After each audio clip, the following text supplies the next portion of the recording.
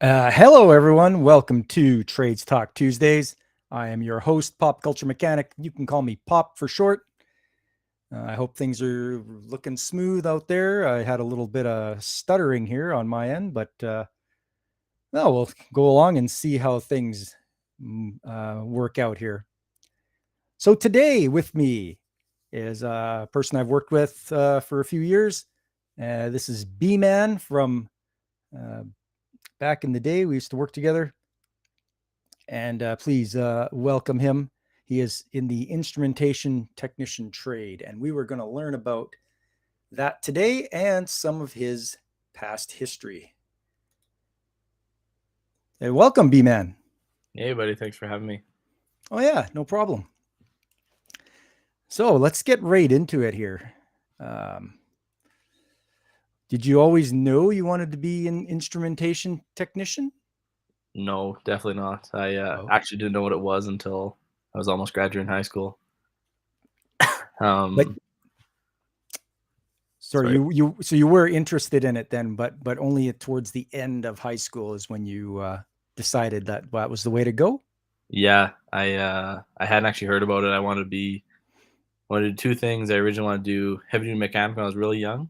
I always had an interest in taking things apart and putting them back together and figuring out kind of how stuff worked. As you know, I worked with you for a while, so you Oh, kind of oh know I yeah. always had an interest in that. So when I was really little, I wanted to do a heavy duty mechanic, anything along those lines. And then as I got older, I found interest in fitness and stuff like that, and I wanted to be either a personal trainer or kinesiology and stuff. And both of those kind of I just didn't really think were as I got older, didn't really think were gonna suit me very well. And I was actually I don't know probably 6 months before I graduated high school. I still didn't entirely know what I wanted to do, and it was actually a family friend uh, is in the trade in instrumentation. I did not know what he did, what it was, what it entailed, or anything about it really.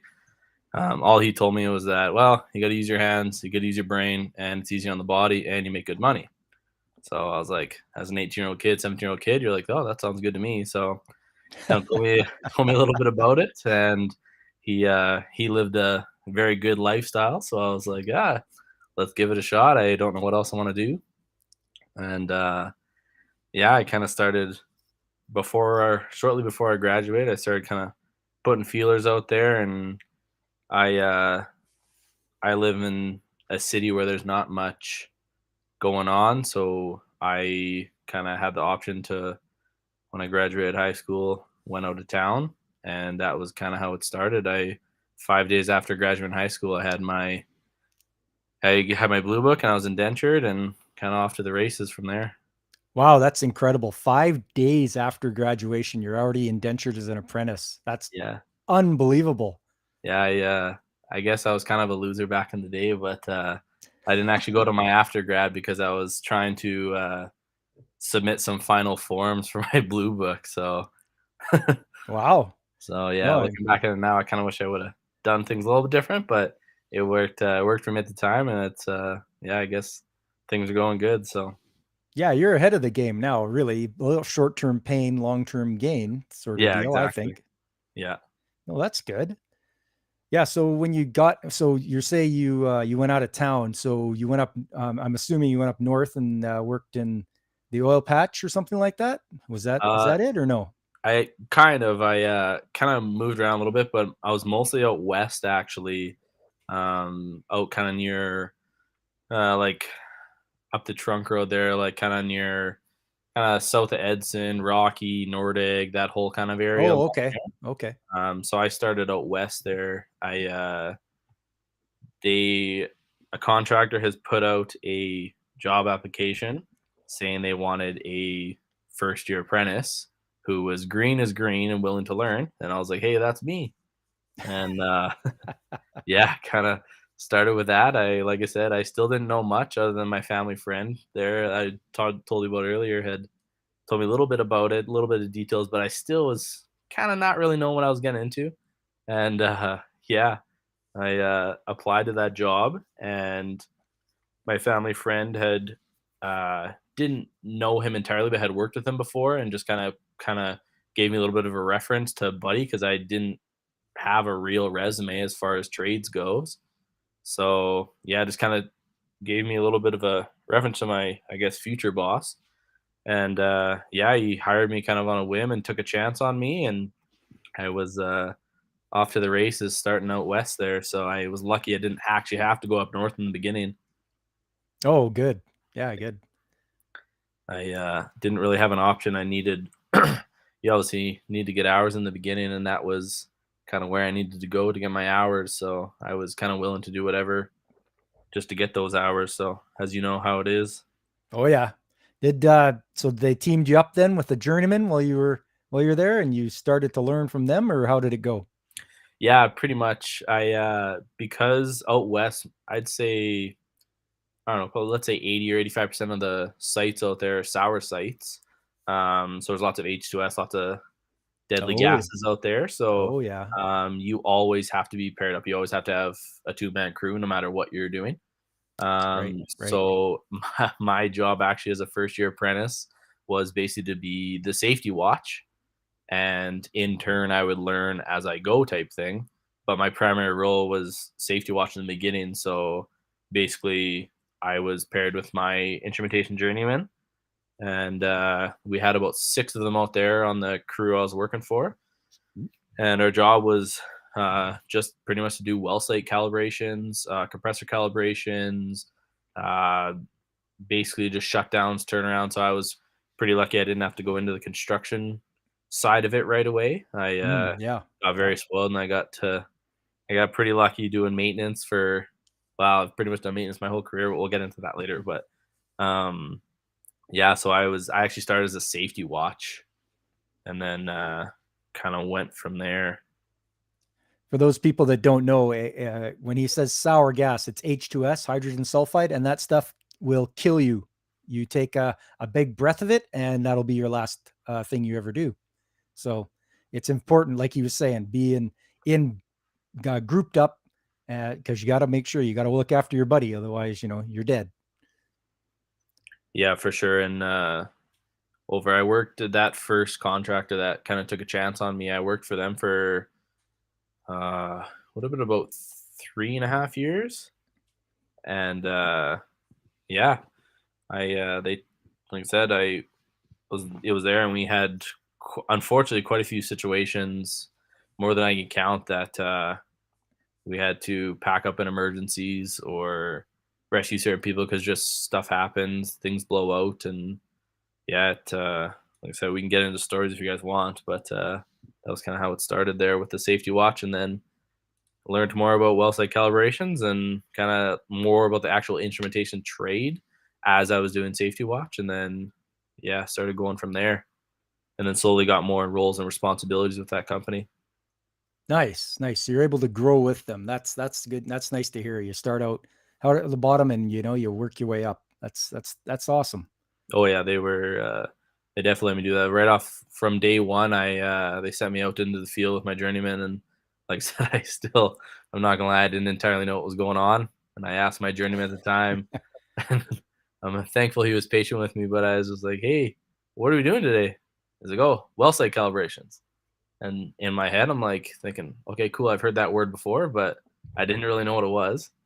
And yeah, he was very patient with me that first day, showing me a bunch of things. And I was like, "Oh, this is kind of cool. Like, I got to work with some pumps, and I got to work with some different meters and computers and different technology and stuff." And yeah, and then it obviously developed over the course of time. No, that's good. I just want to take time now to say hello, Jenna Tulls, and anyone else in chat. If you have any questions for B Man, just throw them out there. I'm sure he'll do his best to answer them. So yeah, you were in that job doing well site calibration. So obviously you're learning with different instruments and things to um, I guess you do a lot of calibration, which means what does that mean exactly when you're calibrating stuff?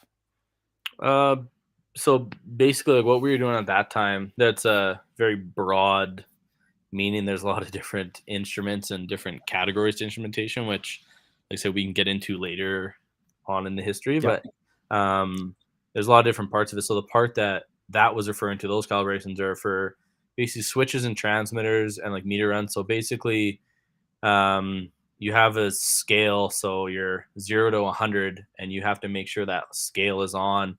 So if it says it's reading 0 psi, you have to make sure it's actually reading 0 psi. For example, it's a switch, and you have to make sure that switch, if that switch is set to shut down for high pressure, so that well site doesn't overpressure, and it's set to go at, let's say, 50 psi, just as an example, you have to make sure that switch trips at 50 psi. So you have to basically calibrate it and set it so it's proper to ensure that it's safe and nothing overpressures, or the instruments are basically made to do what they're supposed to do, if that makes sense. It does, yeah. And I just want to say hello to DJ Ronnie G. Um, so yeah, so that's what you were doing at that job, just calibration. And obviously you were getting exposed to a lot. Being fresh out of high school, you were probably exposed to a lot of new machinery and new instruments that to use to calibrate the other sensors and such. Oh yeah, for sure. Like I said, I was green as green can be coming out. I was always very good with technology in my hands and stuff like that. But as far as the trade goes, I knew nothing. So, like I said, my journeyman the first day had to even show me what a fluke was. I didn't know what a fluke was. It was just, if you're in the instrumentation or electrical trade, it's one of the most basic things you can use, and you pretty much use it from day one if you're in maintenance. And at the time, I didn't even know what that was. So, Yeah, and they should have they obviously know that, oh, you're just fresh out of school, so you're not going to know too much. So it's good that you had a patient journeyman with you, because there's some out there that maybe shouldn't be journeymen or have apprentices because they're just not that good with them. oh, for sure, you know? I Oh was yeah. uh, I was very lucky, and I try to be that journeyman as well now. But I was very lucky back in the day that all, especially with that company, the 5 or 6 journeymen that I had with that company they were all amazing. They all taught me a lot of stuff, and I still like appreciate lots of that stuff they did for me today. So Right on. No, that's good. Um, and where did you head off after that? So you stuck around there for, would you say 6 years or so? I was there for about 3.5 years. Three? So Okay. um, like I said, with that company, I worked up. So I started as safety watch, obviously, worked my way up, and then I'd say after about 2 years, I knew enough about well site calibration, basic gas detection, stuff like that. That actually gave me a truck, and I ran a truck for a while, ripping out there in the field. And I had an apprentice with me, so I was only a second year at the time, and I actually had a first year apprentice with me. Um, yeah, so Wow. that was a little bit That's intimidating. yeah, that doesn't really happen a lot.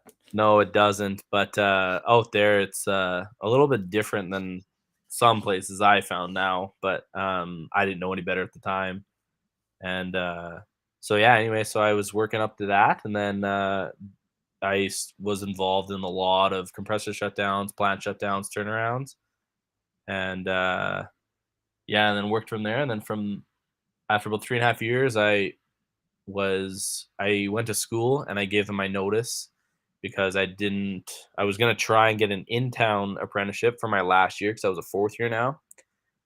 Yep. And yeah, that didn't happen. I didn't realize how hard it was for apprentices to not want I wanted to stick with maintenance. I didn't want to do much construction. And so anyway, I got a job with an engineering company, but I had to go out of town again, unfortunately. So I actually went up to Cold Lake, and I was commissioning the plant for probably, I'd say, about a year with them, to finish off. That was going to give me enough hours to finish everything off. So I was basically went into commissioning and startup and maintenance with them. So I still kind of got away from construction, which I was happy about. But Yeah, that sounds good. yeah, there was where I went next, and like I said, same thing. Learned a lot there. That was a really good job as far as the learning curve goes. So because I kind of knew enough with my previous experience to build on with this one, that I felt that was when I really kind of started to get the handle on things. Yeah, and commissioning that takes a lot out of you. I mean, that is a big daunting task. You're starting up an entire plant and trying to work the bugs out. I mean, if you want to do troubleshooting, that's the time to do it. Oh yeah, for sure. I definitely agree with that. Like I said, which I think is why that kind of I felt like my career kind of I got the experience that lots of people didn't get to do, which benefited my career a lot as far as knowledge goes.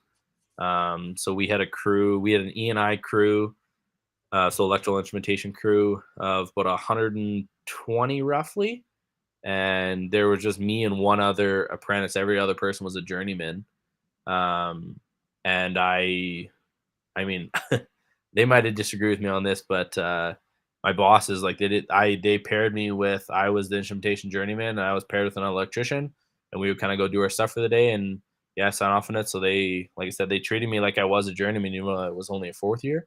So that was kind of built up the confidence a little bit as well and gave me enough faith in myself to kind of like, oh yeah, I can do this now, even though you didn't know what you're doing in the beginning. So Oh, that's awesome. That's what you like to see is when they have the confidence in you to be like, "Yep, you just go ahead and you go do your job." oh yeah, it's huge. It definitely helps out with, like I said, knowing they have confidence and faith in you to actually do the job. It helps a lot for sure. Yeah, and I just want to say hello to Blaine and enjoy your movie tonight, Blaine. Thanks for the dropping the likes there. I appreciate it. So yeah, so out at Cold Lake, and I'm sorry, how long did that go on for? That startup and commissioning for that plant? So that job, I'd say it was basically about a year. I tried to schedule my school around the rough time it would be ended. So my last day before I went to school was actually the day. So they had done about a month before I told them I was giving my date. They had laid off of those 120. They had laid off, I'd say about 80 to 90 of them. So there was only Oh, quite a small crew of us left, and so we pretty much it just happened to work out that when I went to school, I pretty much turned out the light on the project. We handed it over to Esso, and away we went from there. So it was about a year by the time that was done. huh. That you still there? Yeah, sorry, Oh yeah, sorry. I thought I lost you there. I cut right off. I just had to And cough there. that's all right. And good evening to Pacific 414, also known as Mike. And DJ Ronnie G says, Waifu Wednesday tomorrow on Blaine's Escape More. It is. Hope to see you there. So yeah, sorry about that. B man, keep going there. Oh no worries. I was just gonna say, yeah. So it was about a year, and like I said, it happened to work out that I was going to take my last intake of school as that job was kind of closing down and we were turning it over to the customer. So that actually worked out really good. And from that, my superintendent at the time actually offered me a job that I was almost couldn't resist. And I almost canceled my last intake of school because he wanted me to come work with him at the next place.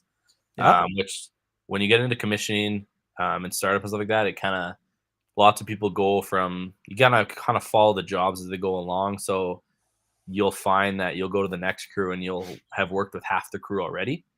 And so Oh, you get a good crew that kind of transfer along and refer you and recommend you, kind of get on with the next job. So they continued on. Obviously, I felt I had to go to school because I really wanted to get my ticket. So that's good. That's I good. Yeah. made the responsible decision over money to go to school and get my ticket because I wanted to get a job that was preferably in town now that I didn't have to travel anymore and go to camp and stuff like that. So that was the that was kind of the end of that job. As far as it's about a year I was at that job, and it was felt like a lot longer just because of the experience I got from it. But in the actual calendar year is only about a year. So That's good. And what did that plan end up doing? What did they use? What did they do there? What when you get when I'm trying to say is what was their industry that they were doing there? yeah, so it was for Esso, so they had a lot of like tons of oil, obviously, but they had their big thing, which at the time, like I said, I had no experience with as far, but they had two massive G like turbines, and so Mhm. they were pretty much. paying those 2 turbines alone were paying for that whole job, and all the oil, gas, all kind of stuff that they had around the area was just bonus. So that was a very profitable. It still is a very profitable plant, but they had 2 GE turbines, which I just commissioned it. I didn't get to actually build them, but I just commissioned them. But they were pretty cool to kind of figure out a little bit of the workings and see how they do. We worked with a lot of special techs because they have a lot of specialty, I guess, industry within the turbines and stuff. So Oh that was yeah. kind of cool to see. They were pretty massive too. Yeah, but you didn't get any pictures from there though, did you? No, I did, but I think I told you already. The All my old pictures when I used to work, basically up until 4 or 5 years ago, were on my old laptop, and when that crashed, I wasn't only able to recover a small amount of stuff from that Oh, laptop, and unfortunately, my work pictures and a bunch of my contacts, and much of my info went with that. So oh man, yeah, that it is what sucks. it is. So like I said, I Wow. have a couple, but nothing like super fun or awesome to see, unfortunately. So as boring as that is. Oh, that's all right. You got some. I saw you sent me a few, and I have a few from when you and I actually worked together. So Yeah.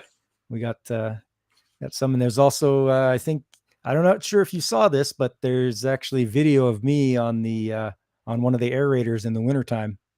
I saw a couple of that intro. I saw a couple of those videos look pretty familiar. So, Oh yeah, the only one you wouldn't have seen would have been the one inside the drum.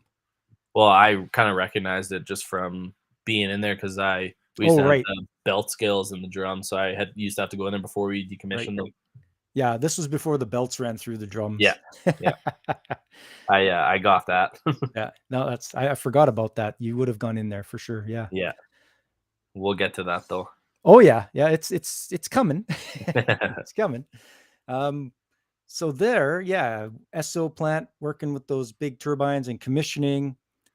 And was there like was there one of the things that you enjoyed doing more than any of the other things there? Like, did you have like, oh, I'm going to calibrate this today. That's fun, or that's like, uh, I kind of really like as far as that job go. I really liked. I don't know. I kind of caught an interest in like the DCS systems and like the control systems there.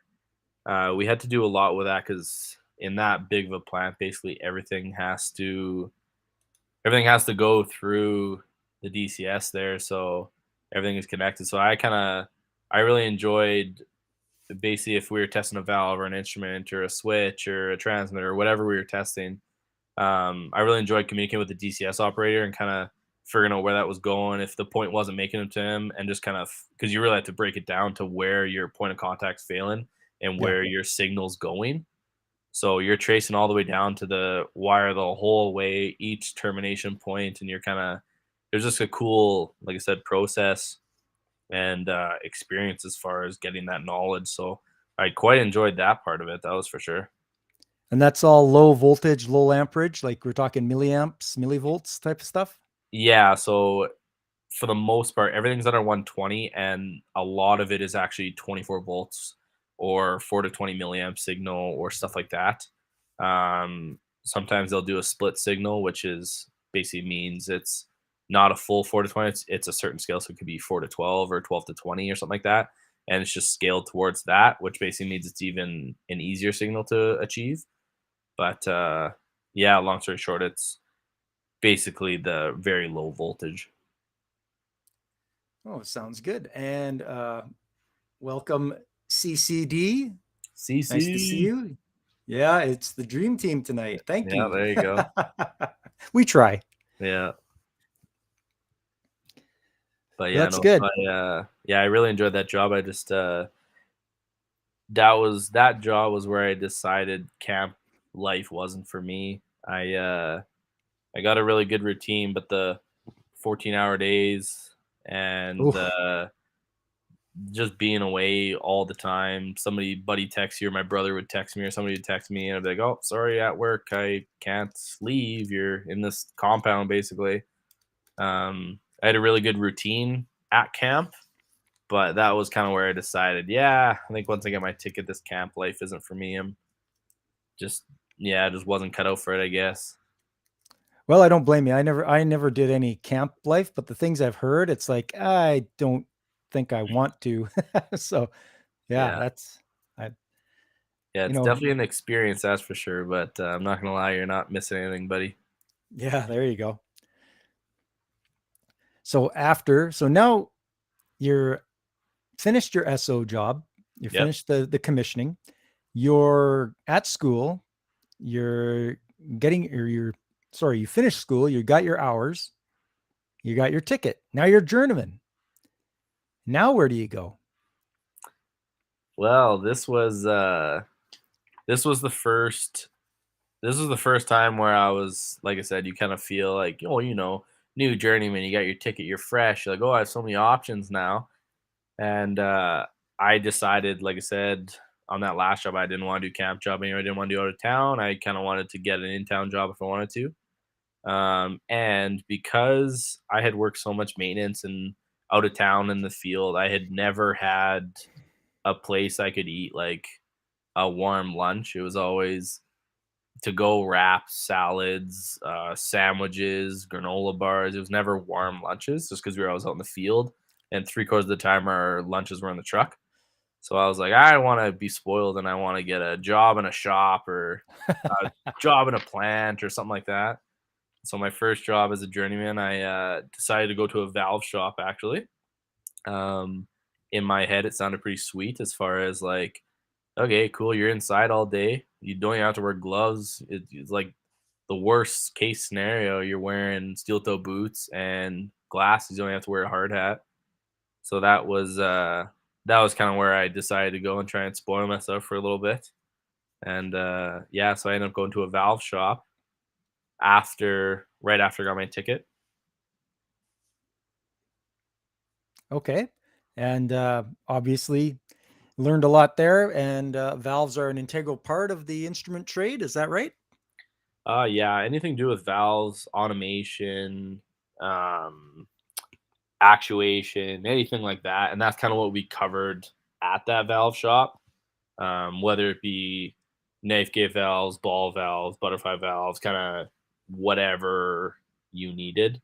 Um, there was triple offsets. There was all different kinds of valves we covered there, and we did everything from we'd have a new build come in, like a new valve come in, anywhere from a 2 inch all the way. I think the biggest I ever did was a 40 inch, which was like that had its own truck. That was a Woo.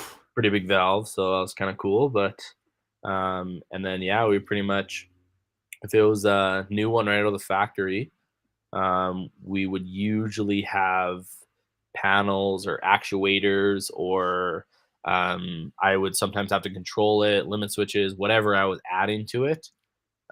So usually it was in the shop for a week, two, couple weeks, depending on how big the job was, and then yeah, it would get shipped out from there, and then they install it, and that is a part of their control system. So Nice. And I'd just like to say hello to Angry Canadian. Hey, get well soon, buddy. Hope you feel better. And to Alex Moore, have a good time listening to the show on the way to work. got a lot of comments here. Oh yeah, they're Nice, these are good people. I like my chat. They're good that's guys, awesome. good guys and girls.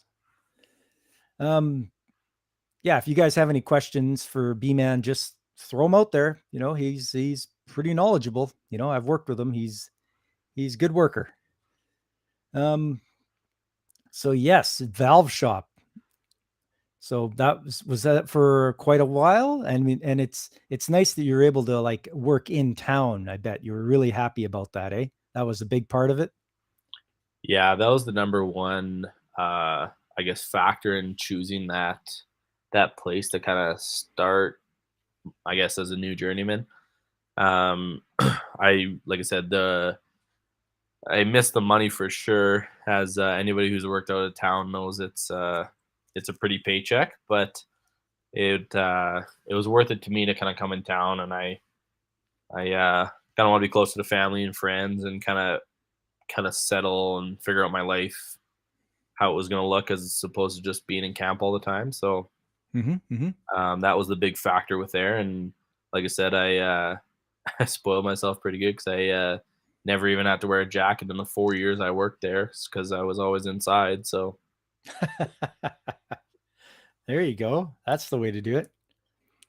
And yeah, good evening, Ronan66. Thanks for stopping by. Just talking with B Man here, learning about the instrumentation technician trade. Now, with instrumentation as well, um, you learn about controls. Is that right, or is that separate?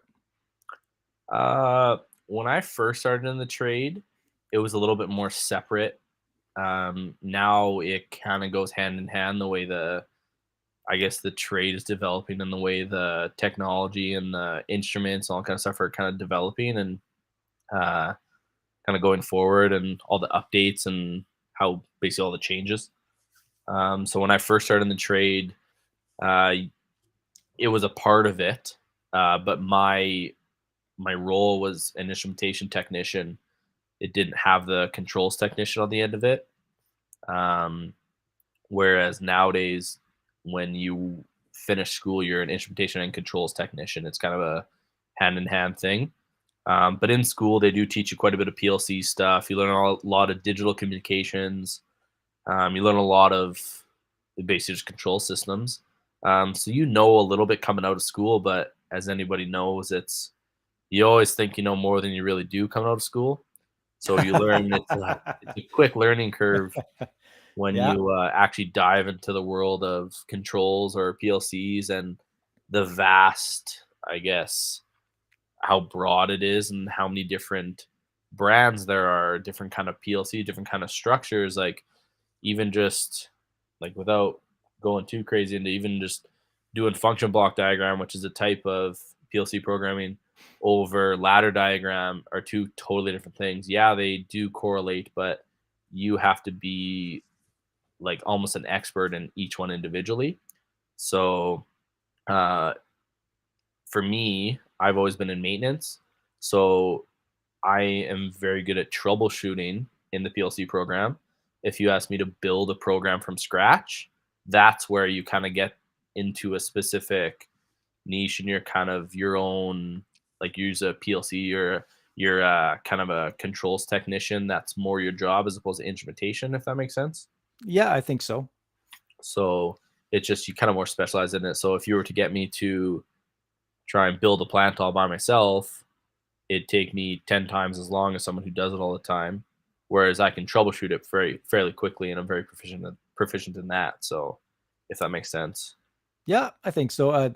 Just so that people understand, like instrumentation and controls are going hand in hand now, but Yes. controls is more the programming. You're on a computer, you're looking through the logic or whatever to see what causes or what's holding something out from activating or anything like that. From what I remember working with you there. Yeah, no, you betcha. It's that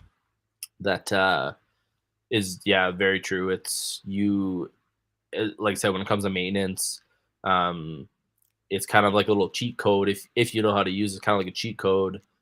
So like you would ask me, oh, why isn't this working? I could go into the program and say, oh, this is what's holding it out, or this limit switch isn't satisfied, or this pressure isn't good, or whatever we were looking at the time. Yeah, So and it's kind of a nice little roadmap to troubleshooting, basically. yeah, and that helped me out a lot. I remember I could always rely on you to find out telling me what's wrong with whatever we were looking at. Yeah, So that yeah. I was was great. lucky enough I could try my best and usually make it work. So, Oh yeah. We got a question here. DJ Ronnie G says, "How are water valves typically actuated?" oh, What do you that's a think? What do you think, B very man? broad question. That's There's all sorts of actuators, right? yeah, for sure. Um, well, you have actually, when we used to work together, you actually told me, I guess, when when Hey now. you told me to help you rebuild an actuator. But that's a very, I guess, broad question. It depends on the system. Typically, it's just a normal spring return actuator. You normally have a fail close or fail open. If it's a water valve, you probably want to fail closed so you're not leaking out everywhere. So most likely be a spring return actuator. But once again, depends on the valve. It could be electric actuator. Um, it Yeah, it kind of depends on what you're looking at. Yeah, and some of them are like air. They're air actuated spring return or hydraulic actuated, or like you say, electrically actuated. It runs on a solenoid. So yeah, it's there's quite a few ways to actuate it. And oh, and hello, Gap After Dark. Welcome to the stream. Angry Canadians has And voluntold way too familiar. That's awesome. yeah, he's yeah, and don't make me out to be some sort of monster, all right? no, Come on. you're awesome to work with. It was just yeah, I remember you being like, I'm like, what are we doing today? And you're like, well, we are rebuilding an actuator. I'm like, oh, I didn't know you know how to do that. You're like, I don't, but you're gonna teach me. I was like, okay, copy. Yeah, So I yeah, guess that's how it went. no, it was Yeah, like I said, I would classify that as voluntold.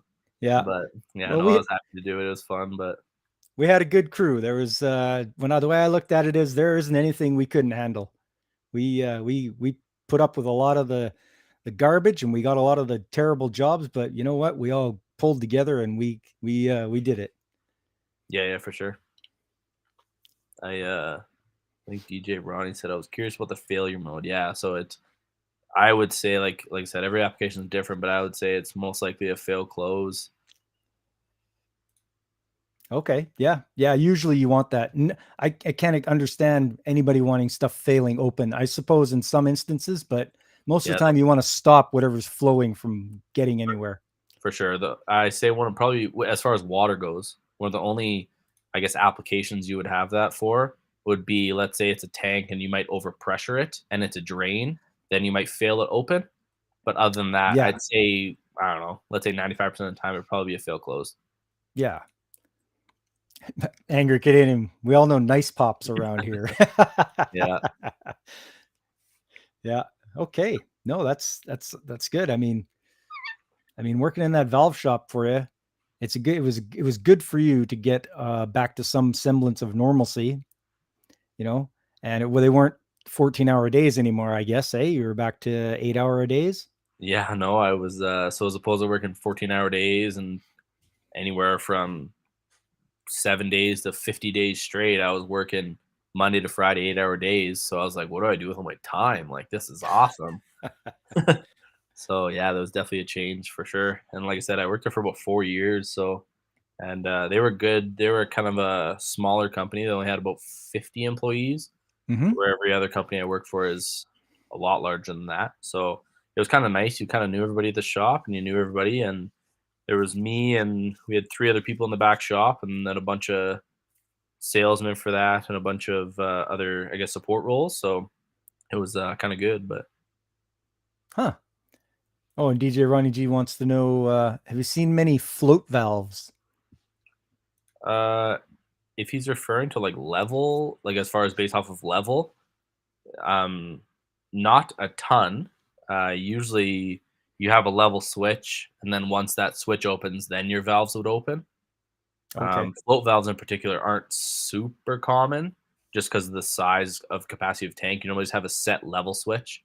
And in the logic or the PLC, if that level switch is tripped, whether open or closed, which will turn normally open a pump or a valve or something like that to either fill it up or flush it out. Float valves themselves aren't necessarily very popular, if that answers your question. I don't know if he's going to be on a big scale. It sounds like he wants to automate his water changes for his Oh turtles yeah, tank. there you go. So Oh yeah, yeah, that would be really small scale. yeah. I have personally never actuated a turtle tank before, so I First don't know time. how much I would have to kind of look at that. I don't do small scale very often, so I might not be much help on that unless I were to look into it. No, it's pretty big stuff that you've dealt with, I'm sure. Yes, correct. It's yes. So after the valve shop, anything interesting happened at the valve shop? You ever see anything crazy go on, or were things pretty chill there, or guys were working safe, as it were? Nothing too Uh, crazy. yeah, for the most part, like I said, I told you we can get into stories later Yeah. in the streamer if we want, but almost all my, I guess, safety stories or sometimes lack thereof, unfortunately, for my first job there when I was a safety watch and at the sour site, we saw a lot there, and then which we'll talk a story about that later. But Yep. at the valve shop, yeah, there was a couple instances with which I kind of told you about way back when we were rebuilding that actuator, what we were just talking about there a couple Yep. minutes ago. Yep. The spring return actuators and the hydraulic actuators are the two that have kind of caused troubles or incidents over the years. So we had the one in particular. We were normally you put on these quick. Most customers wanted quick disconnects Yep. for the hydraulic actuators. So you put on these quick disconnects, but the problem with quick disconnects is they lots of times trap the air. So you have to connect to it first, and then it releases the pressure, because Okay. otherwise it'll build. So if let's say you stop that actuator or it continues to close or continues to open, it builds up pressure that shouldn't be there. So there was one instance in particular where the one fitting shot off a 36-inch valve, and we probably had a good 30-foot roof in our warehouse or shop type thing, and yeah, hydraulic oil just was absolutely covered.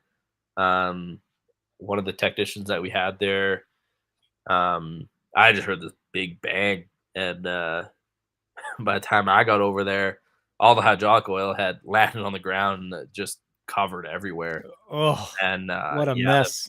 yeah, oh yeah, it was disgusting. And it's so hard to clean up too because it's so greasy and just oily. Yeah. So you pretty much got to lay floor dry and just like the absorbent stuff everywhere. And yeah, it had missed. Yeah, it had missed our Oh. technician's head by, well, I don't know, 2-3 feet. Whew. And so yeah, so that was probably one of the closer calls. We've had a couple close calls with um, large spring return actuators. The spring will sometimes get stuck in the actuator. So normally you kind of walk the actuator off and loosen all the spring tension. So by the time Yep. you actually pull the actual cylinder off, the spring is basically decompressed. And it's not a big deal. Occasionally, if it's an old spring or valve, or it can get caught up in the casing, so it's basically loaded and charged as you are pulling it off. And we've had a couple of those where we were on maybe a couple threads left on the bolts, and the spring would let go, and we were lucky that it would get caught in the casing. But if that would have blown off those last couple threads, it would have been probably would have went right through the wall. Like I've seen those things move 16-inch pipes before. So Whew. yeah, Jeez. yeah. So those are, like I said, basically spring return and hydraulic are the two ones that if you don't really know what you're doing, try to avoid messing with them unless you know someone or you're with someone who's done it. Yeah, no kidding. That's why I'm glad I had you on that job we were doing. Yeah. Well, yeah, that happened to be spring return. That was a small spring, so it wasn't a big deal. But you remember us walking it off. It was still like it took a while. We have to go right to the almost the Oh yeah. last thread. So Yeah. Yeah. And I just want to say hello to Whoopa Troopa. Good to see you. And I think what is it? Angry Canadian was like pig mats to pick up hydraulic fluid. I think we just used what do they call it? Kitty litter or absorbent. yeah, Just the that's the usually what it dust. was. It was a little easier because it's once you lay it down, it absorbs it. You just sweep it up basically. But it just kind of it's really dusty and it kind of gets everywhere. That's why I said that. Yeah. Oh, and he remembers mopping hanger floors, trying to get hydro off them, and just seeing the floors getting dirtier and dirtier over time. Yeah, for sure. Yeah, that sucks. Yeah. So, shall we get into after you left the valve shop? Because I'm pretty sure I know which place you went to after that. Yeah, you have a good guess there. So yeah, from there I went to another site, and like I said, I really enjoyed the valve shop. It was I really enjoyed working with the people. We had a really small crew, and we had like 3 or 4 actual like techs, like instrumentation or electrical that we had there, and we had quite a few good guys. So I actually didn't really want to leave, but I had kind of reached the point that um, I didn't feel like I could grow anymore there. As far as I felt like I could do the job in my sleep at times, Mm-hmm. Mm-hmm. just because yeah, once you kind of start to get the hang of that, and you do a lot, so once you do thousands of valves, they're all kind of the same. So I went and applied at the site we met at, and yeah, from there I was doing same thing, maintenance again. Instrumentation and controls technician is my actual, I guess, title, if you want to call it that. Yeah, I think And so. yeah, there I was kind of on well, we had a smaller crew working shift work again. So I was in town working long hours, but at least I was in town. I wasn't out of town now. So that was where to next. But That you and I didn't get put on the same crew right away, but you should tell everybody the funny thing is when you first started, the oh guy that you yeah, were the guy, remember the guy that was taken off? yeah, Like it's like, oh, you got to learn from him for what, 2 weeks, and then he left, he quit. yeah. It wasn't actually 2 weeks. So we had a crew. So my instrument department, had 4 people, and I was brand new to this site. Had a lot of instrumentation experience. We're brand new to this site in particular, and I was Yeah. supposed to be shadowing this guy for quite a few months. And I got 2 days with him, and he gave his notice. So, as anybody knows, most people when they give their notice, their any cares go out the window. So I didn't really get a lot of, I guess, showing around, or like at the time when he left, I didn't even know passwords to lots of our networks and lots of our programs. So I didn't have passwords. I had to, yeah, kind of figure it out on the fly. So that was interesting for sure. Kind of threw you into the fire from what I remember, and it's like, oh, that guy's Yeah, leaving. Oh, this new guy's here. yeah. The Oh, very the very first day, I remember you guys were out doing a job um away from the plant, and I was still at the plant, and boss calls on the radio and asked me to go look at this job. And I was like, yeah, sure. Like, and it was just level transmitter. It wasn't a big deal. I've done hundreds of them. I was like, yeah, for sure. And I kind of hesitated for a second. I went to go out the door, and I was like, where do I go? Like, I don't actually know where I'm going. So he kind of gave me directions and told me this guy, one of the operators, would be waiting for me down there. And I get down there, and yeah, I found the operator. He's like, yeah, it's just out here. And I was like, out where? Like, I have no idea where I'm going. I didn't even know where we kept our safe work plans at the time. So, oh yeah, man. yeah, that was talk about throwing into the fire on that one. But um, got the job done. It was fine. It ended up working good. I solved that one issue, found another one, and they actually asked me to come in for overtime the next day. And I was like, oh, I've only been here a day. Like, I think I'll say no on that one right now. I got to get the hang of things first. Yeah, So, yeah, but yeah, yeah. You did it right on. But then yeah. you weren't on my crew right away, were you? You were with another crew at first. Is that right? Well, I kind of bounced around because at the time when like I said, we had my instrumentation crew was 4, and when I started, the one guy that was supposed to train me gave his notice after 2 days, and the other Yeah, guy gave his notice after 2 weeks. yeah. So I kind of switched crews around because they didn't have any instrumentation. And at the time, you're a new guy, you're trying to figure things out, and you're trying to impress people and stuff like that. So I was taking all the overtime in the world and working all the hours I could. So the first 3 months, I was on your crew, but I wasn't actually on your crew, if that makes sense, just because I was working so much with the other crews that I rarely even saw you the first probably 2 months. Yeah, I know. I kept getting the supervisors kept promising me. They're like, "Oh yeah, you're getting a instrument guy." I'm Yeah. like, "Okay." So the Yeah. one guy, I think he showed up and then left that same day. One guy was like, just was a no show. He said, "Yeah, I'll start," and then he never showed up. So I'm like, "Okay, well, I think you were the third one," and I'm like, "Okay, is this guy gonna stick around?" Yeah. Yeah. Yeah, I remember everyone telling me that because when I started, everyone was like, "Oh, you're the instrument guy." I'm like, "Yeah." And they'd be like, how long you be here for? And I just thought it was a weird question, and I was like, I'm not sure. Like I didn't even know how to answer that. And like I said, found out that it was kind of a revolving door for a couple people before me. So, which Yeah. makes sense why everybody was giving me a hard time. So, It was good though. yeah, When we finally got you over onto the crew, that was good. yeah. Once you would talk to me because you realized I was gonna stay for longer than the day. Yeah, why should I learn your name if you're not going to stick around, you know? Yeah, pretty much. I didn't even think you talked to me the first 4 days we were there because you just kind of feeling me out to see if I would actually stay around. So Yeah. Oh yeah. Well, you know, yeah, I get it it was now. nothing personal. No, no, for sure. Yeah, so once you got there, then you were pretty much the go-to guy actually, for a lot of the stuff, either instrumentation, controls, or if none of that was going on, you would hop out, and you would come and help us. You know, you'd get your hands dirty, which is not something you expect from an instrument technician. You know, so it's much appreciated by the mechanical crew and all that when you would any of the people from the instrument would come and help out.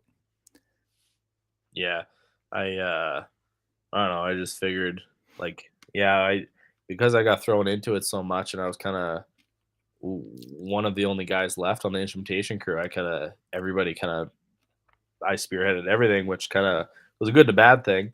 But if yeah, if you guys needed help, I have a hard time sitting around if you guys were doing a big job and you guys needed help. I just felt like at least I could hand you guys wrenches. You guys always have me pulling wrenches and getting right in there, but at the very least, I could hand you a wrench or encourage you, cheer you from the sideline.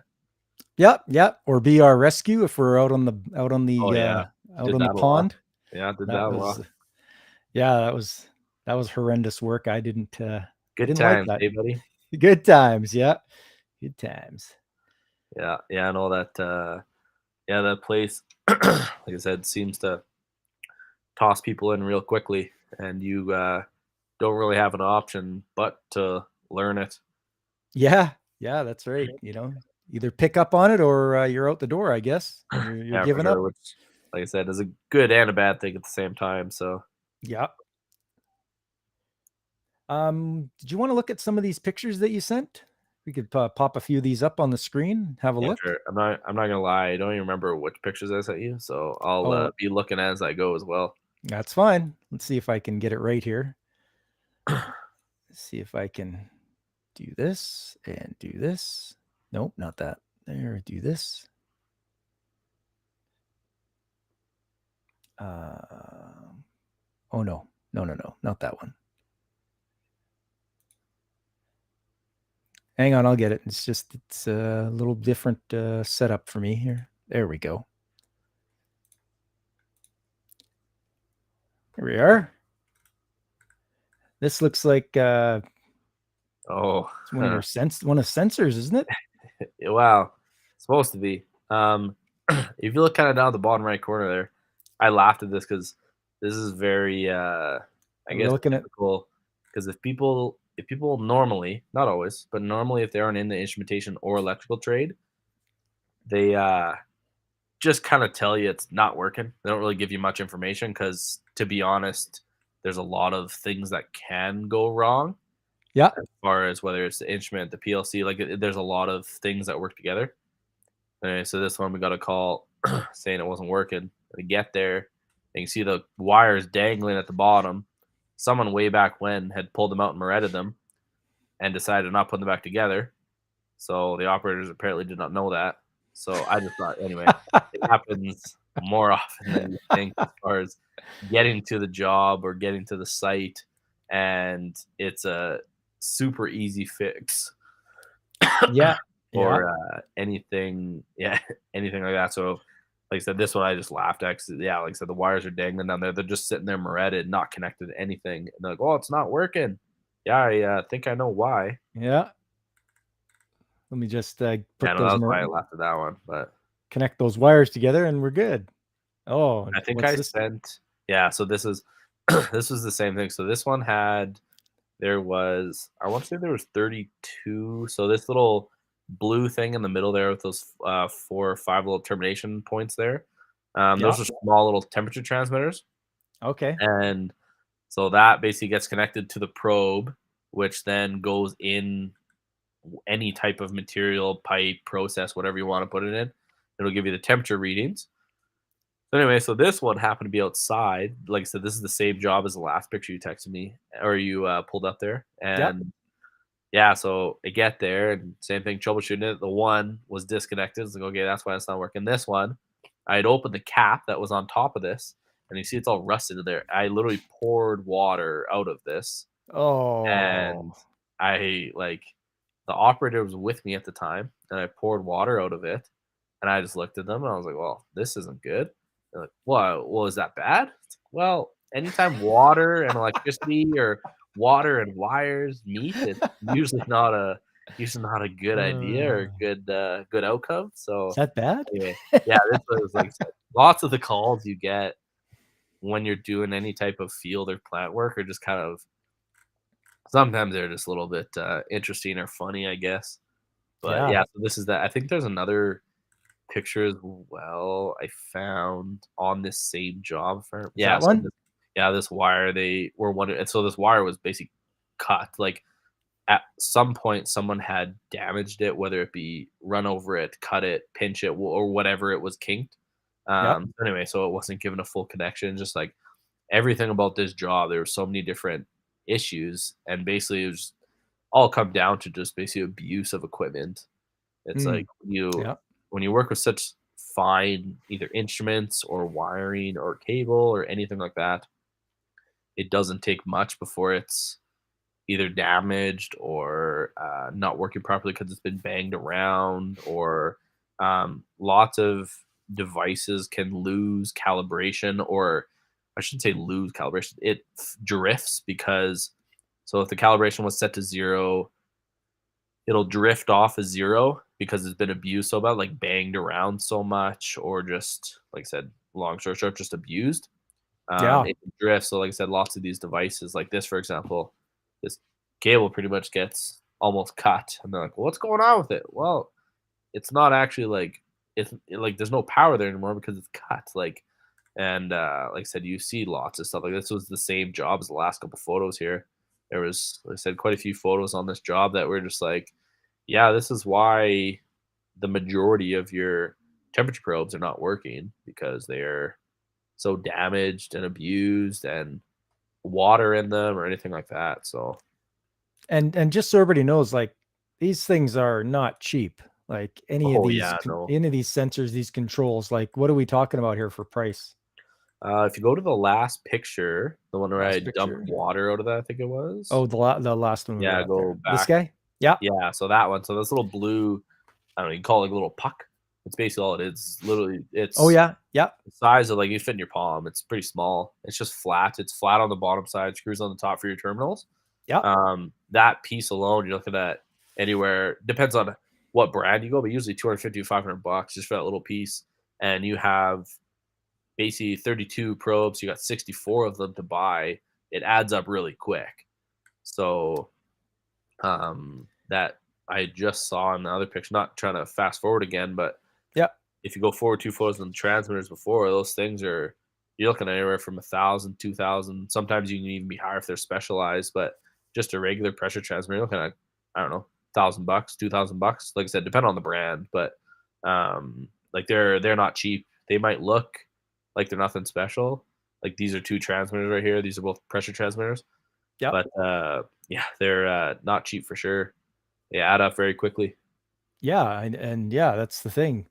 They got to realize it's delicate equipment and you can't beat on it or abuse it because you're going to cost a lot of money to get a new one. Yeah. The speaking of kind of abusing and beating up on stuff, you can see the tubing that's attached to these transmitters right now. Yeah.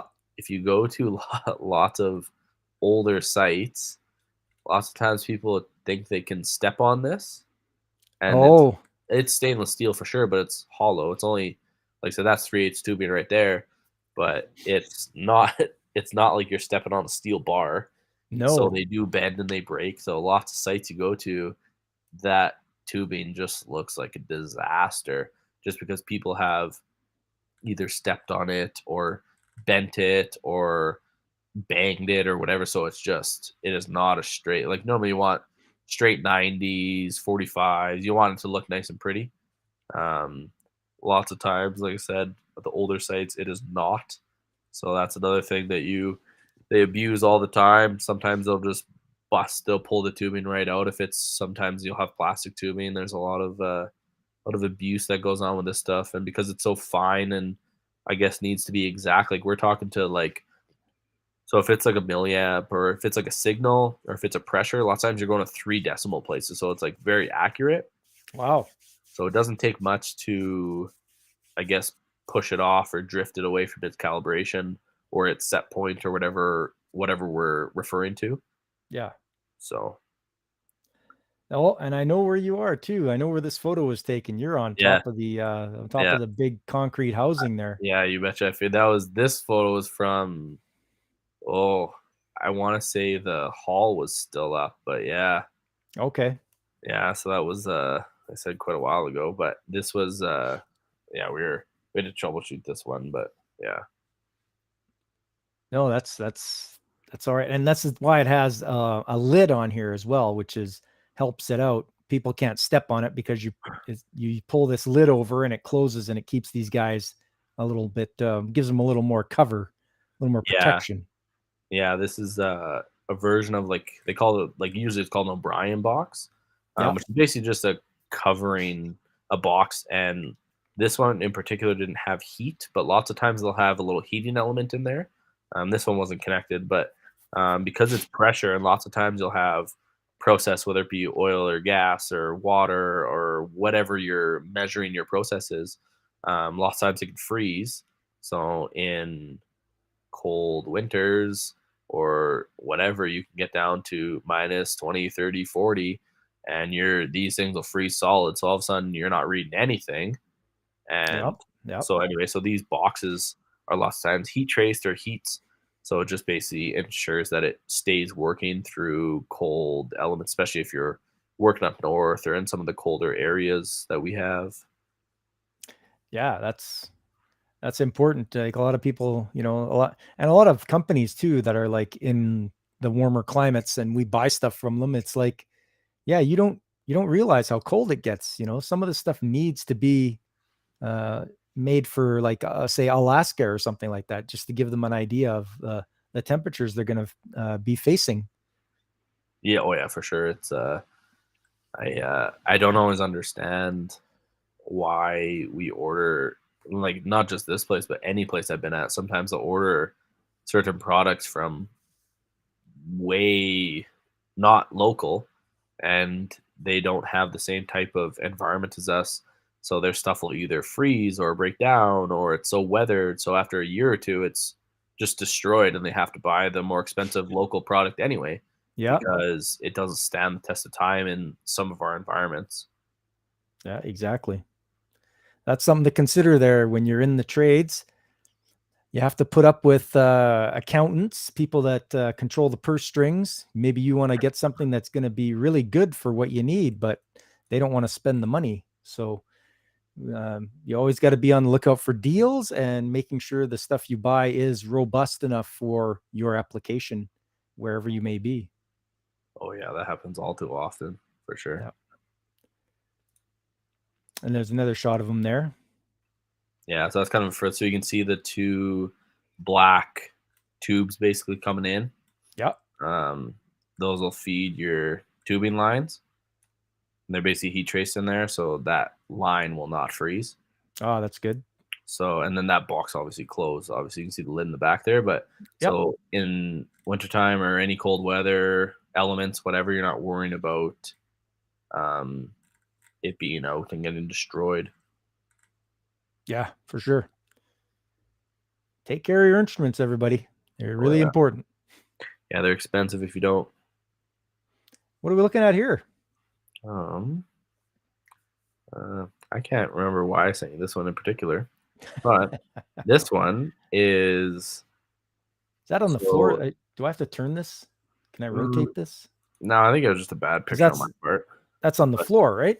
yeah, it is on the Is it- floor. So this is going Okay. up to a transmitter. I just missed the transmitter in the picture, but it's going up to the transmitter in the picture. Okay. So these are normally what you'll. So this is inside. So you obviously don't know where heat trace. This is just plastic tubing. It's just for measuring some gases. Oh yeah. Um, yeah. So this one in particular, you got the one on the right will have a filter in it, so it'll filter out some of the maybe particulates or whatever you have in the process. Yeah. And then you'll just have some of the gas coming out that you can measure some of the gas. This one's a low pressure. This one actually measures a vacuum, so -10, and positive the range is -10 to +10. Okay. So it'll measure a vacuum as well as a slight actual pressure. Anyway, yeah, these are just the valves that, like I said, I'm not sure why in particular. These just happen to be the photos I had on me, but um, yeah. So anyway, so these are your basically your tree coming off, so in order to calibrate, you have to shut this off. So you'll close these valves, bleed down the lines, and then you can actually do your transmitter. Ah, okay. So this is the kind of the base of your beginning for calibration, your beginning point. What are we looking at here? Oh, so that was what I say. So this is actually not installed yet, but this is an old. I shouldn't say old, but it's a picture of. So the first job I told you, I was a safety watch for a long time, and then worked my way into calibrations. Well, Yes. started calibrations from day one, but worked my way into more responsibility. And so these are the old line heater skids we would lots of times do. So you can see the little shack on the right that Yeah. has Yeah. basically all. So that shack is full of pretty much piping and switches and transmitters and a meter run. Which for anybody who doesn't know what a meter run is, there's basically it's basically a little changer in there, and you have an orifice plate in there, and you'll measure the differential pressure. You'll measure the pressure and you'll measure the temperature, and it's basically for sales meter purposes as far as your oil and gas goes. So anyway, so this line heater, you'll see them all over the West Country, lots of places up north, kind of anywhere in the western provinces here. But yeah, and this will basically heat up. So this will come, you'll have whatever it may be coming into this line, whether it be gas, oil, whatever. You will the tube in the middle there, the big tube on the bottom, is actually like basically a line here. So you have pipes inside that, and there's an actual flame that heats that up. So far left is where you can actually look through there's a little peephole there. You can look through and make sure your Oh, flame is okay. good. And that'll actually warm up the gas to send it back down the line to the compressor stations. And then in turn, you'll make your way to the dehy, which in turn will make your way to the large plants because these things are sometimes hundreds of kilometers away. Right. So you'll mix some. So the top tank, you'll kind of see the small expansion tank. That's usually like a glycol base, so you don't freeze and stuff in the wintertime. Yeah.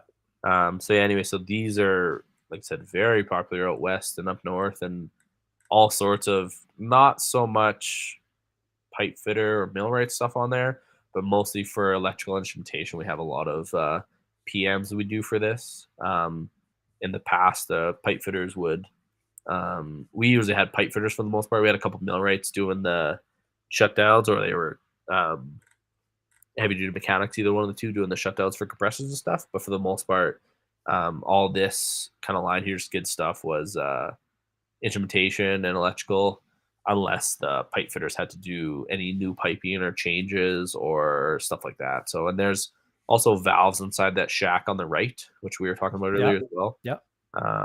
So as I said, everything kind of works together.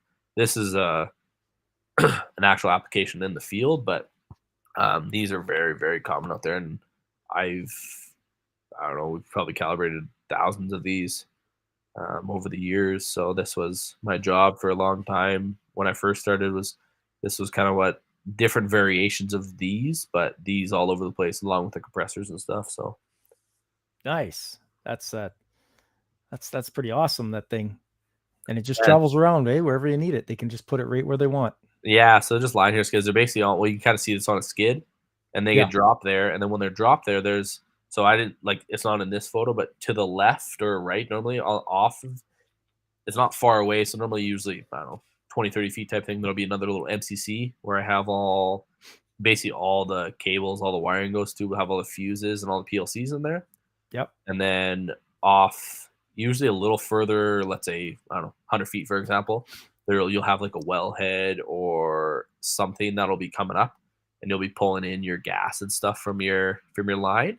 And then, yeah, from there it gets heated and sent back down the line into the compressor stations. And then, yeah, like I said, pumped in from the compressor stations, usually into the larger dehighs and the larger plants. And then from there, it gets pumped out the sales meters and pumped out and away and sold to the market there. So this is kind of one of, not maybe not the beginning stages because this isn't rigs and stuff, but this is after the rig is done and after the actual site is made. This is usually lots of times what's dropped there, a variation of this. Nice. Yeah. So Definitely got a you, lot of. sorry, go ahead. So I was just gonna say you definitely got a lot of experience with these guys. Yeah, these are, like I said, if you go anywhere out west or up north or anything like that, you'll, even if you're out west quadding or something, you'll lots of times come up on these all over the place, or different variations of these at least. So keep your eyes peeled there, people. If you're ever out up in the northwest there, Yeah, there you go. you know, watch out for these things. Yeah.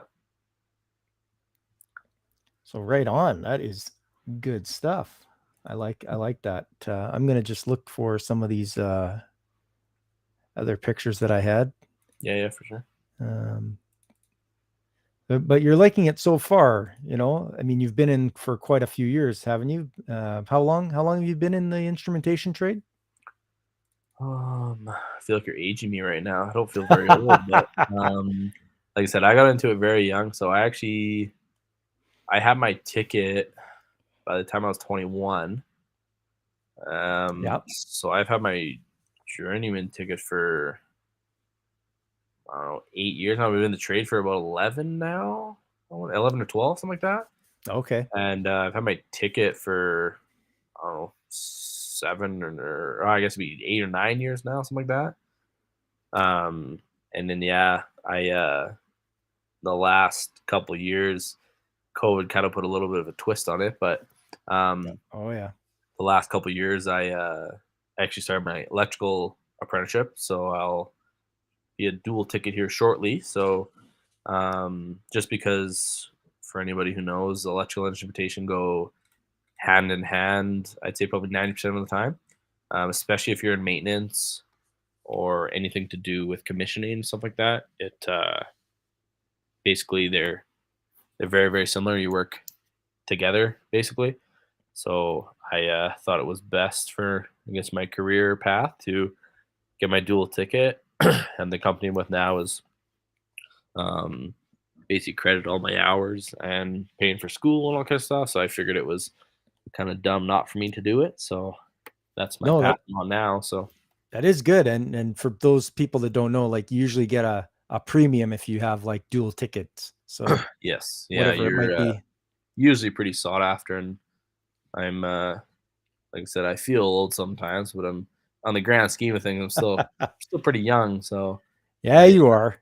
yeah, I yeah, it's good. I feel, hopefully it'll help my career. So Yeah, and that's what you want. You want that job security and just so everybody knows, like when you were going through school and for this, for being instrument tech, um, what was it difficult? Like, did you think to yourself, "Oh, this is pretty hard," or were you like, "It's just like going through high school. I'm okay studying and doing this stuff." What was it like? yeah, it's funny you say that, but so when I was in high school, I was a what do I need to pass kind of guy. So if I needed to get a 50, I would get a 51, and I didn't really care too much. So because I started in the trade so young, I still kind of had that mentality when I was beginning my trade. So when I Yeah. went to first year instrumentation, um, I was maybe 2 weeks into my first school intake there, and realized very quickly that this isn't high school anymore. And it was, the very first test I took, actually, like, it was only whatever, the first weekend or something like that, I actually got like a 30 on, like 30%, and I was like, "Whoa, Oh, okay, this is a little different than high school. I can't just fluke through." And once I actually kind of buckled down and took this seriously, and this is what I'm going to get paid to do. This is my career. This is what people are going to rely on me for. It changed really quickly, and yeah, like I said, I every year, every single year, as far as instrumentation and as well as electrical, um, I had no problems once I actually committed to it and realized this is what I'm here to do. But yeah, the initial, I guess, wake up call was definitely real on that one. So it's not the same as high school. no, that's it, eh? But yeah, would you say as long as the average person applies themselves, they wouldn't have any trouble like getting through the instrumentation course as long as they've got that motivation and they, are able to just knuckle down and read and, just study stuff? Yeah, for sure. I kind of tell anybody that who wants to get into the trades or any apprentices I've had over the last maybe 10, 12 years, whatever it's been.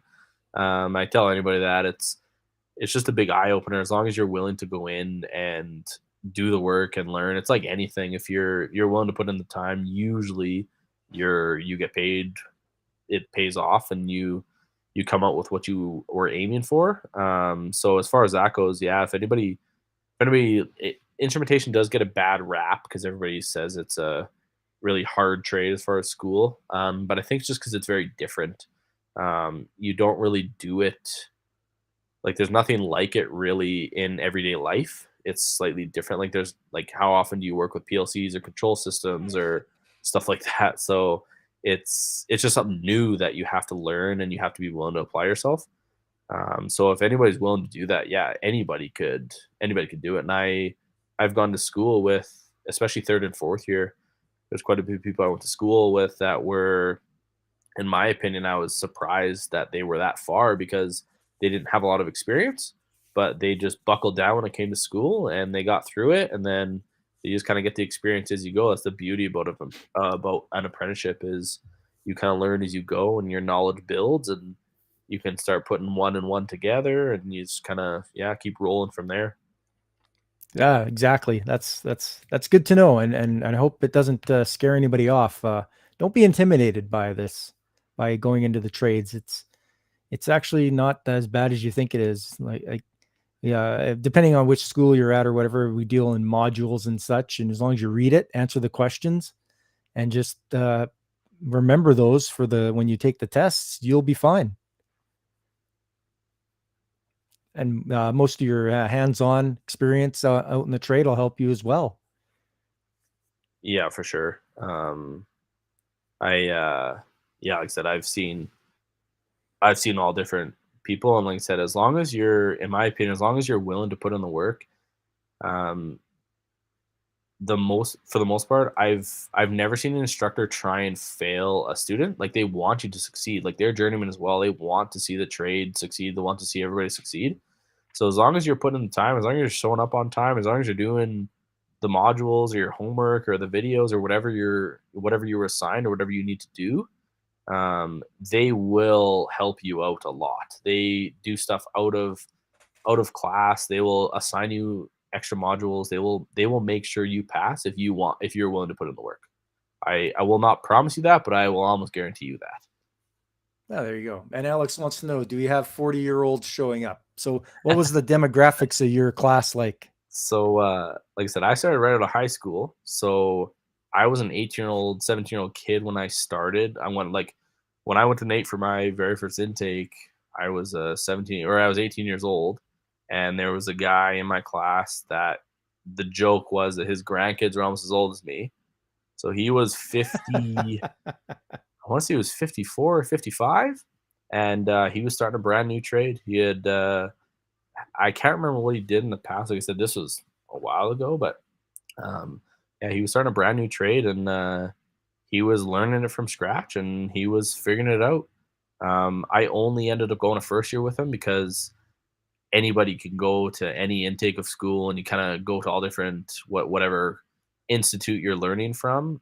So I'm not sure where he went from there, but yeah, he passed first year and he was fine. He like, yeah, and he was, oh, whatever, that'd be 30 years older than me almost. So it, yeah, it's you see it lots.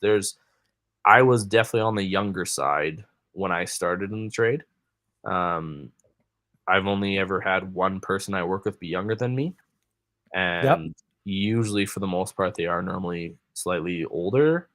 Um, but like I said, it's because a lot of times they'll come from another trade, or Okay. some other experience. So like lots of people I know that get started in instrumentation in their late 20s, early 30s, sometimes 40s. Like I said, in that guy's case I was just talking about, he was like 50, whatever, 53 or 55 or something like that.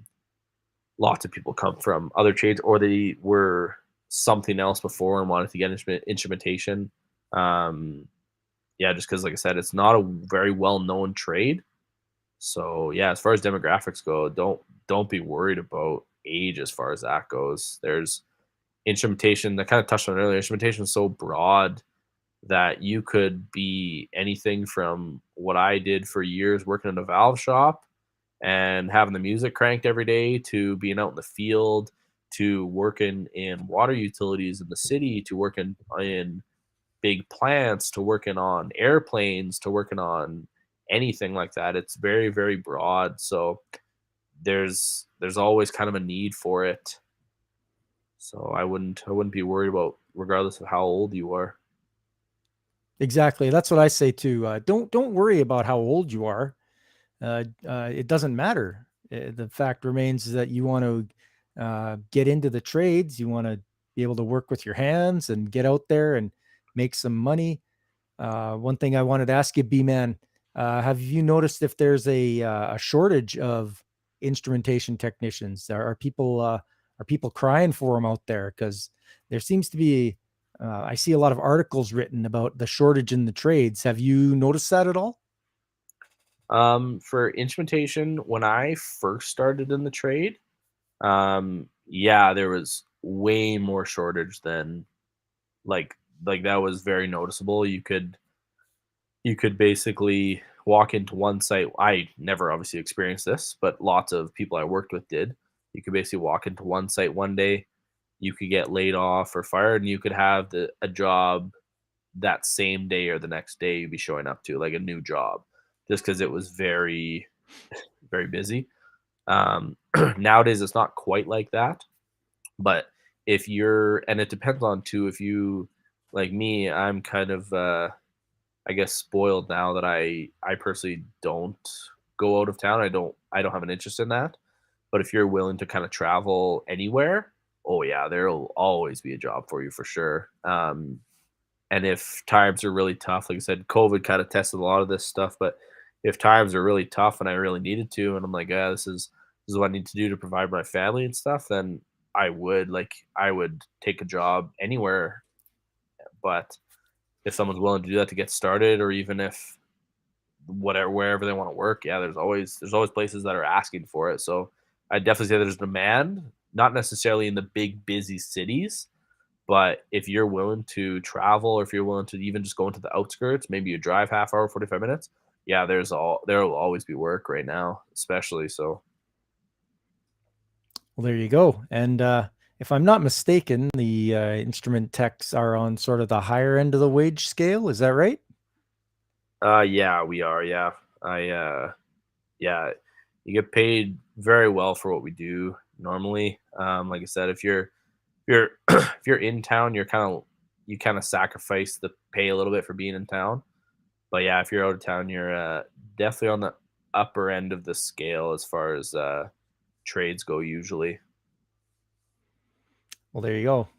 So yeah, well, so there. If you're willing to travel a little bit or go up where the jobs are, you won't have any problem getting one. You'll be able to keep it.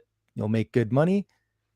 Or if you have to work in town, you want to work in town, a little less pay, but you're home every night, which is nice. And that's what I like too. I don't want to work out of town. I just want to stay, where I am and be home every night. Yeah, for sure. And just to reiterate on that point, you don't have to. you don't have to work out of town to do this. It's just that's the route I took because that was the quickest way I could get my ticket and my hours. Um, but if you're willing to kind of go from job to job or go wherever, like there are in town jobs for apprentices. Um, it's definitely easier to find hours if you're out of town, but there you can as long as you're willing to do whatever. There's jobs. There's always jobs out there for that. DJ Ronnie G says he's very instrumental. There you go. I don't know Very about good. that, but there you go. Fake it till you make um, it. that's right. Or just throw you into the fire, right? Sink or swim. Yeah, that's like I said, happens all too often, unfortunately. Yeah. Here we go. This look familiar? I do believe that is very similar to the valve I showed you how to rebuild there. I bet you that's exactly the valve, isn't it? Yeah, that I don't know It's, about exact because I can't remember the specific model. Yeah, there's a limit switches for it. Yeah, that's most likely that valve actually. Do you have a picture of the actuator up top? That's the yoke let's in the see. middle. Yeah, there you go. There. So there's a So small yeah, spring turn. yes. So that is. So yeah, we had to dig into this thing because what was the original problem? What was wrong with it? Um, I Was it can't remember exactly. Well, wasn't it the seals were leaking all the yeah, actuator? Wasn't there? yeah, or the packing leaking or something like that? And we had to pull it off to get at it. No, the packing wouldn't have been. I mean, the packing was an issue, but I remember they didn't want to change the packing, and I just said, "That's fine. You guys just have to do it down the road." Yeah, Um, but no, if I remember right, I believe where that you can see a little black tag on the bottom of the cylinder there, yeah. right above the fitting. That cylinder has a seal there. That's where it meets the base of the actuator. Okay. That cylinder sits on there, covers the spring. So I believe those seals were leaking. So I believe air was leaking out of it. I believe that's why we had to rebuild that. We'll say thanks, CC. We're glad you were able to come by. Yeah, yeah. All But yeah, right. I think that's why we were rebuilding it. Okay. Yeah. So this thing, look at these. Look at the size of these threaded rods. Fine thread as well. Yeah, they're They very stick up. fine thread. They stick up way past, so that we have to remove this block up here. Isn't that right? Yeah, so that's what I was talking about earlier. That spring will shoot out, and you basically have to back those out all the way. Yeah. That top blue square, that base, Yeah. will walk up with the spring, and then by the time you get to the very end of the rods, your spring will basically be decompressed, so you can actually take it off safely without it basically creating a missile. So Yeah.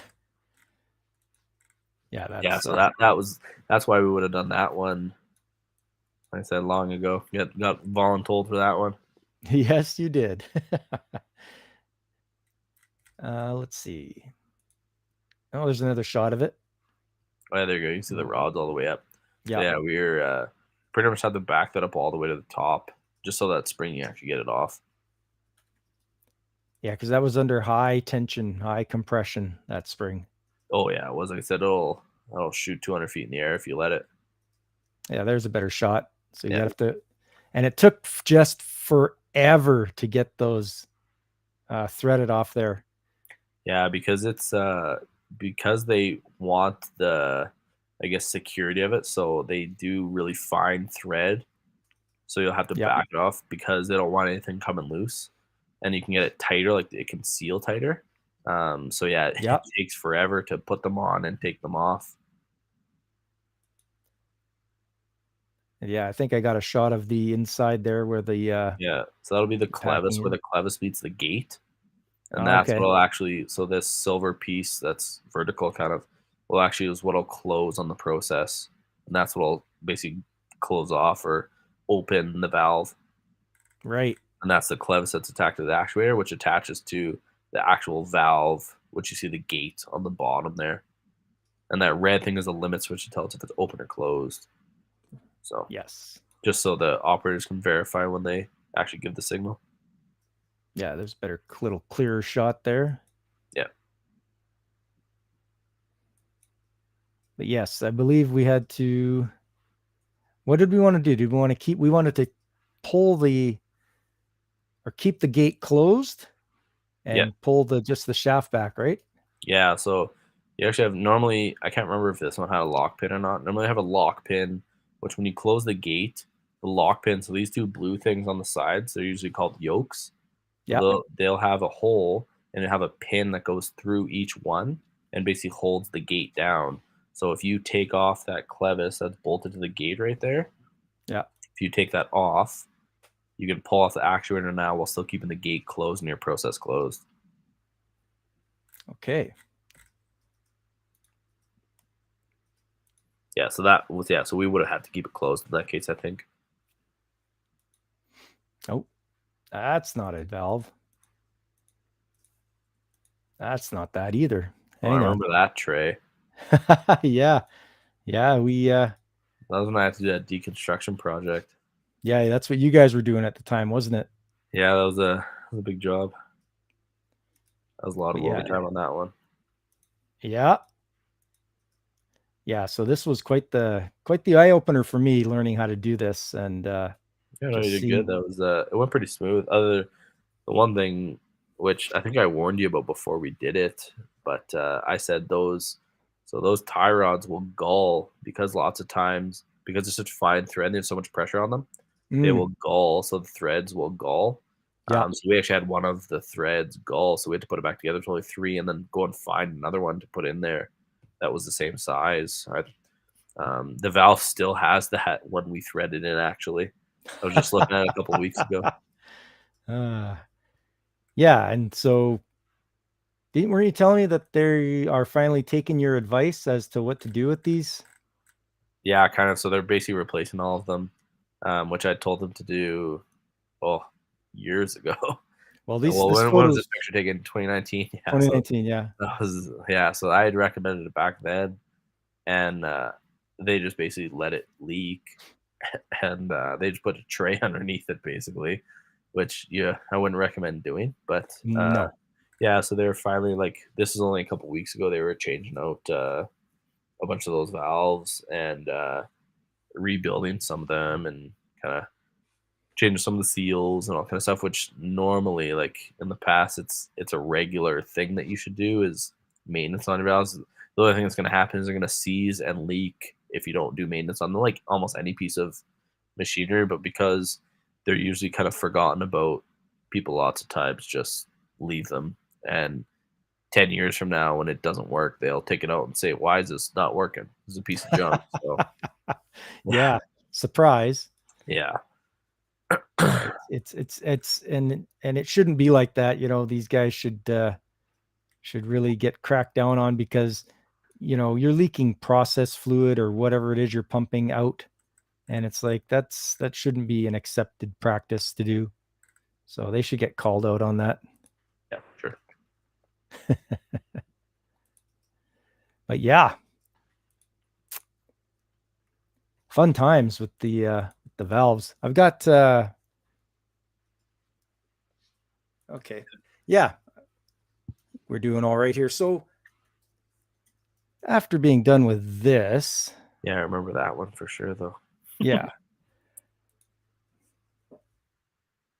What would your advice be to anybody that wants to get into the trade, the instrument trade? If someone's fully green, um, like I said, I would just if they're willing to travel, there will always be an instrumentation job available. But if they're not willing to travel, just like I said, kind of get in the door any way you can. Like I said, you might start off in a skid shop or a valve shop or anything like that. Um, just kind of make sure companies are famous for not just instrumentation, but just trades in general. They're famous for kind of empty promises where they'll tell people, "Hey, we'll indent you, we'll put you through school, we'll get you a journeyman ticket," and then they just kind of drag people on for a year or two and say, "Yeah, we're actually not gonna put you in the trade."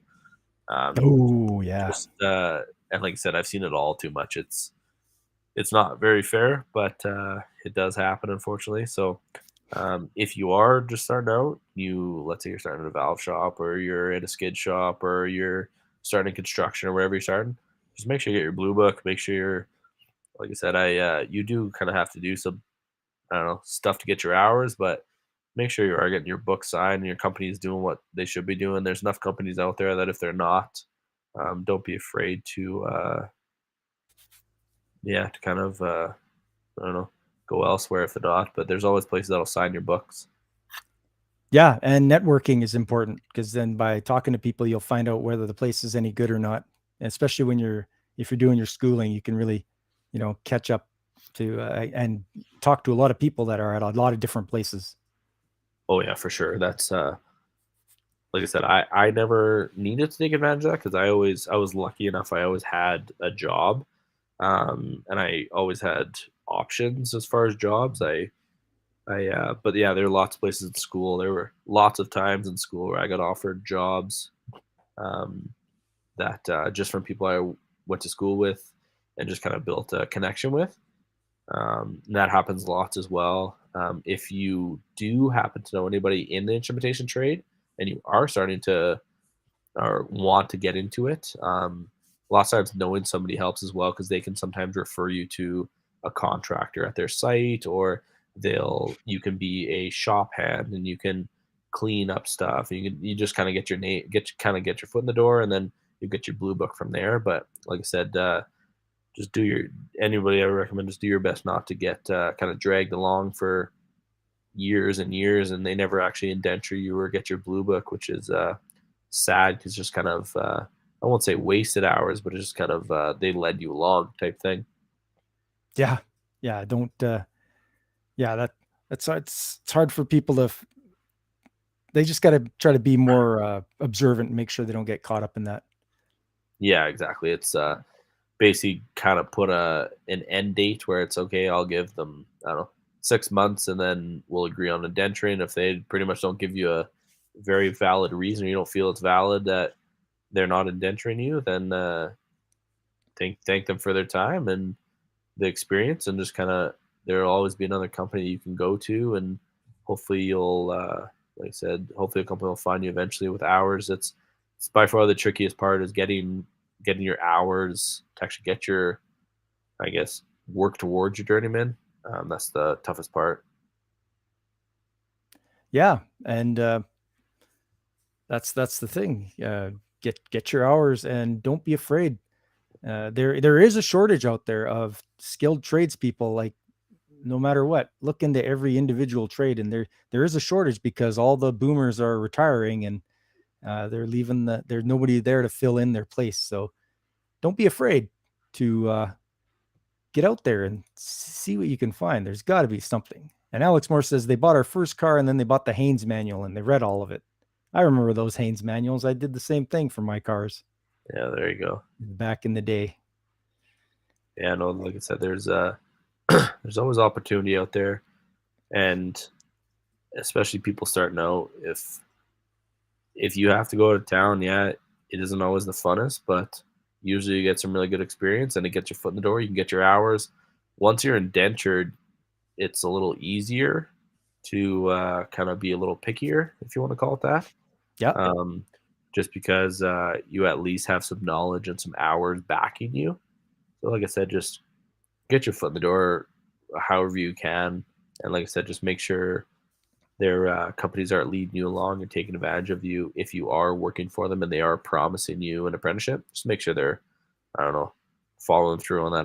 Like I said, unfortunately seen that way too many times, and I have had to gone to bat for my apprentices because the companies were being unfair to them. So, like I said, just make sure of that.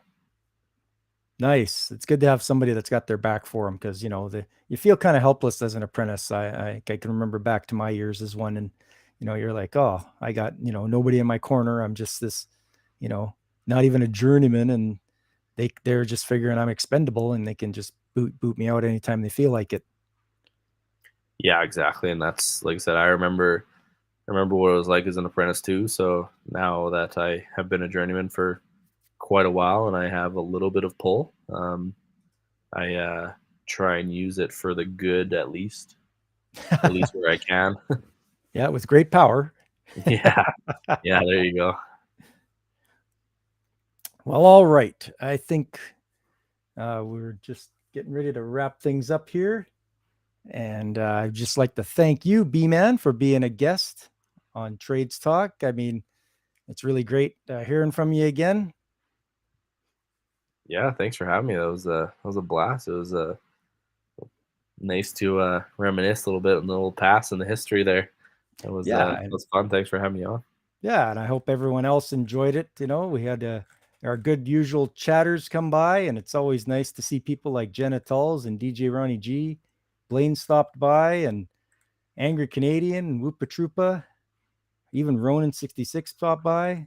Can't leave Cece out. Nope, Cece was around. It's nice to see her in the chat. Gap After Dark. Yeah, there was Anybody lots else I of missed? it was busy. Yeah, well, yeah, we have a good time. Alex Moore, he's a hardworking guy. I think he works nights, so he's at work right now. Oh, I feel you, buddy. Yeah, I'm not a night shift guy. I don't like that anymore. Yeah, me either. You're definitely tougher than I, Alex. I did it for a long time. I can't do it anymore. I'm too much of a baby. Well, yeah. All right, everyone. Appreciate you coming out. Coming up for me, Saturday is game day. I'm going to be finishing the Minish Cap. Hopefully, I'm on the last boss. So come and watch me finish the Minish at 9 a.m. Mountain Time Saturday. And then on Sunday, it's Sunday Anime Chat. There's 5 Sundays this month. So it's going to be my choice. And I'm going to introduce you to some underappreciated anime shows that you can check out. Some I think that don't get a lot of attention. So tune into that. And then next week, Trades Talk Tuesday once again. I'll see if I can't have another guest on, or failing that, we'll have to show you some of the pictures I have and some of the articles about what it's like to be in the skilled trades. We'll see what we can do. So other than that, this is Pop Culture Mechanic, and for myself and B-Man, we are signing off.